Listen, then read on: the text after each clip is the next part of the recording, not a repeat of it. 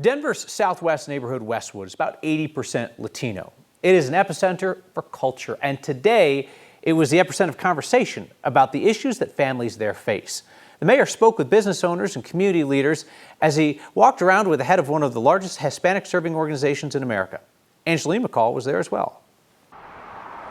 Denver's Westwood neighborhood seemed like the right backdrop for the mayor to have this conversation with Latinos and the issues that keep them up at night. Como le digo, yo a veces no duermo de pensar todo lo que tengo que pagar en biles, en los empleados, en los insumos. Iván Bringas owns the restaurant Hijas de las Chilangas off Morrison Road. Sí, todo ha estado muy caro. Antes toda la vida ha sido, ahora es mucho más cara. Yo cuando comencé mi negocio hace 7 años, con $300 surtía para un fin de semana. Ahora tienen que ser más de $1,000 y no alcanza.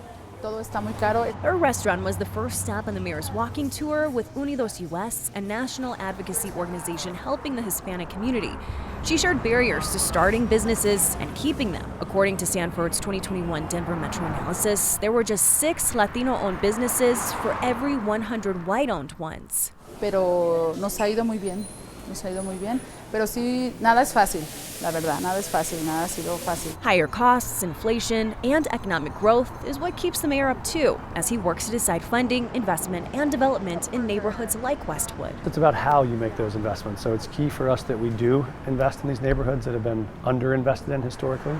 And it's important that we invest in a way that protects and preserves the neighborhood for the folks that built it. Unidos CEO Janet Murguia says affordability is one of the main issues they hear from businesses to residents. A lot of folks for the first time are finding that they cannot make ends meet and they're struggling to pay rent or meet their mortgage. And their team found Latinos spend more in living costs than their white counterparts. But for a lot of our folks, what we're seeing is that over 30% of their income is going toward housing, and it's not enough.